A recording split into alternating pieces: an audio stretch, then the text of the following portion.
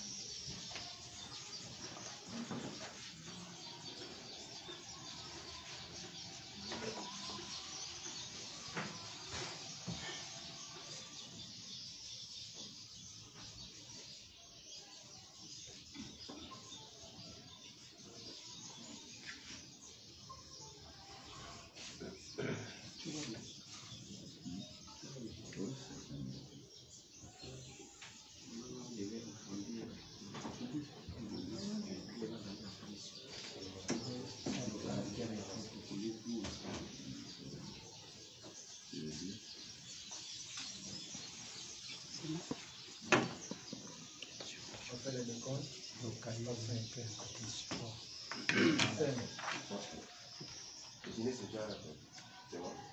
4, 3, 2, c'est parti. Déclaration du Bureau exécutif national du Sénat, syndicat des enseignants de l'éducation nationale, à l'occasion de la rentrée syndicale du Sénat, membre de la CONACYSER. Mesdames, Messieurs, très chers collègues, pour le 5 septembre 2022, le gouvernement fixait la rentrée scolaire au moins pour tous les établissements publics et privés. En ayant pris cette décision, longtemps après la suspension de la longue grève de 4 mois au cours de laquelle nous perdions notre illustre camarade Louis Patrick Mombo, ancien secrétaire général du Sénat et ancien délégué général de la CONACYSER, l'opinion aurait cru à la réouverture des écoles, à la résolution de certains problèmes, allant de l'absence de régularisation des situations administratives ou financières, bloquées volontairement et même méchamment depuis 2012 à la fonction publique, à l'absence totale de lisibilité sur le plan de carrière des enseignants, en passant par le retard injustifié sur la construction de nouveaux établissements scolaires dans tout le Gabon. Or, et à l'épreuve des faits, le constat est plus qu'alarmant. Le Sénat, membre de la CONACYSER, relève avec gravité l'aggravation de la détérioration des conditions de vie et de travail. Combien de morts prématurées en faut-il encore dans nos rangs, faute de moyens à supporter les charges de la faim et de la maladie. Les promotions ENI, ENES, ainsi que la commission de recrutement direct sont en attente soit d'affectation, soit de postes budgétaires, pendant que jubilent d'autres secteurs gérés eux aussi par la même fonction publique. Où est l'égalité de chance? Plutôt que de s'attaquer au mot MAX, c'est-à-dire à la cause, le gouvernement semble plutôt se contenter des mots, du ton et des genres. N'est à lui que la louange, la critique qu'il propose et oriente devenant dangereuse et gênante à ses yeux. Comment donc avancer si on tourne le dos à la vérité? C'est ici, à la suite de Paul Valéry, que les choses s'obscurcissent.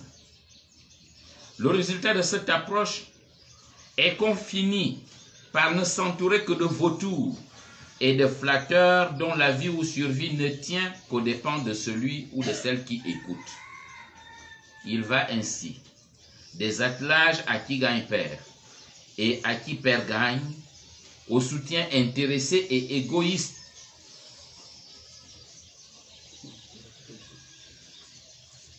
Au soutien intéressé et égoïste,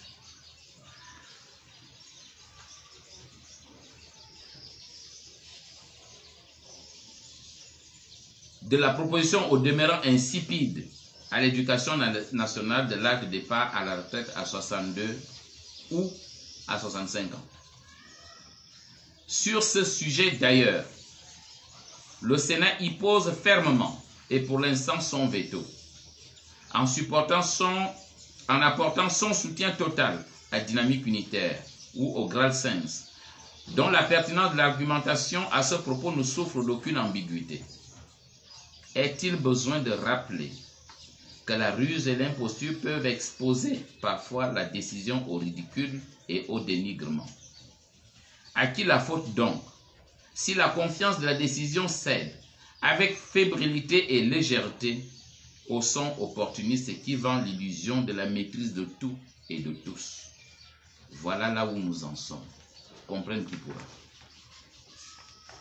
En l'absence de solutions concrètes aux vrais problèmes concrets, l'OTAN plaide à la réflexion maintenant, à l'appui du boycott, et plus tard pour une grève opportune, concertée et étendue à tous les établissements du pays en intégrant réactivité et simultanéité.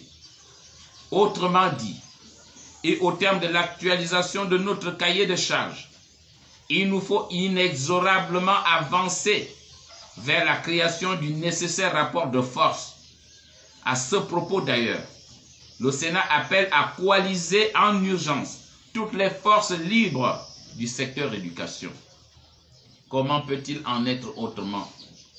En effet, et de notre point de vue, aucune rentrée des classes n'est envisageable maintenant, tant il est vérifié que le paiement partiel ou total des allocations de rentrée scolaire aux parents d'élèves ne règle aucun problème. Dans une économie où tout coûte cher et où tout échappe à tout et à tous, il n'est pas possible de rêver d'une rentrée scolaire apaisée maintenant. Comment s'en sortir au regard des retards entretenus dans le paiement des vacations des examens nationaux et dans celui relatif aux omissions de paiement de prise en charge des observateurs? Avec quel argent paye-t-on les cahiers, les ardoises, les crayons, les sacs, les bois de craie, les rames de papier, etc. en un seul moment? Où trouver de l'argent en un seul coup pour payer les frais de scolarité dans les établissements privés où l'État a démissionné après avoir de lui-même orienté les élèves? Où trouver de l'argent pour payer en un seul moment les frais à géométrie variable à la pression des APE, Association des parents d'élèves, pour ces familles à plusieurs enfants à charge? Comme vous le constatez, les difficultés sont énormes et l'État ne suit vraiment pas. Alors que l'opinion s'attend à la construction et à l'équipement des établissements scolaires dans un rythme croissant et régulier jusqu'à l'arrière-pays, le gouvernement semble opter pour le langage de la construction des salles de classe dans des établissements qui existent pourtant, obligeant ainsi les parents d'élèves à se jeter parfois et malgré eux dans des établissements privés de fortune, faute de place dans les établissements publics. Doit-on comprendre qu'il n'y a plus de terre pour construire de nouvelles écoles dans notre pays? Alors que l'opinion est au soutien de la valorisation de nos langues nationales par leur apprentissage dans les écoles, le gouvernement est plutôt au choix du désintérêt de nos langues nationales au profit d'un bilinguisme officiel qui s'ouvre sur l'anglais, en plus du français que nos enfants ont du mal déjà à parler et à écrire. Est-ce en apprenant préférentiellement l'anglais que nos enfants deviendront forcément savants? Que faire? Tout en appelant à plus d'efforts contre les effectifs pléthoriques et à la revalorisation de nos langues nationales pour la préservation de notre patrimoine culturel et civilisationnel, le Sénat demande pour l'heure, à titre humanitaire et par mesure conservatoire, aux enseignants et au gouvernement d'alléger la pression sur les élèves et sur les parents pour aboutir à l'hypothèse réaliste d'une rentrée des classes au début du mois d'octobre, tout en espérant qu'entre-temps, le gouvernement aura trouvé d'urgence solution à nos problèmes. Mesdames et messieurs, très chers collègues, en cette période de rentrée syndicale, le Sénat ne saurait rester muet face aux dangers qui guettent en permanence les libertés syndicales dans le secteur éducation, tant les pratiques administratives qui gèrent le mouvement du personnel se passent allègrement de la législation en vigueur dans notre pays et des conventions internationales de l'OIT, dont le Gabon est pourtant État partie. Comment expliquer les atermoiements de l'administration centrale au sujet des mutations au chef-lieu de province ou au siège national de membres de bureaux provinciaux et nationaux ou des organismes spécialisés conformément à nos statuts et aux conventions 87 et 151 de l'OIT? Comment justifier la prétendue disparition, comme par miracle, de la traçabilité des courriers commis par le Sénat au cabinet du ministre, dont on attend des réponses précises aux problèmes posés? Qui seraient devenus ces fantômes au cabinet à dissimuler les courriers malgré les accusés de réception en notre possession?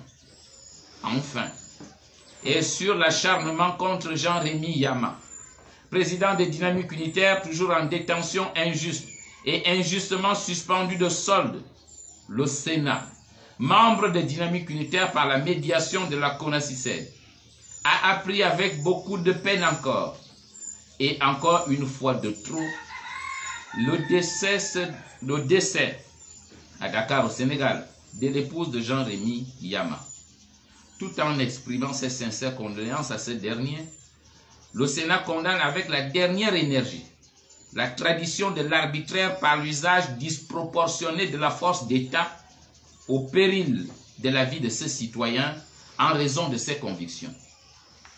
En conséquence, le Sénat appelle à davantage de solidarité en milieu enseignant à l'appui des efforts constants de l'espace citoyen vis-à-vis de cette vie qui, si on y prend garde, emporte le risque de nous quitter comme celle de Louis-Patrick Mombo dont nous sommes orphelins aujourd'hui. Ainsi doit se comprendre le mot d'ordre de boycott décrété aussi par Marcel Libama, conseiller stratégique du Sénat, à la suite des réflexions intensives de laboratoire de l'ensemble des membres de nos organismes spécialisés, dont l'ingéniosité de Pierre Nzelo, de Léa Isabelle Ozoumé, de Anastase Obam, de François Angoun-Meyer et de bien d'autres camarades est vivement à saluer ici. Je vous remercie.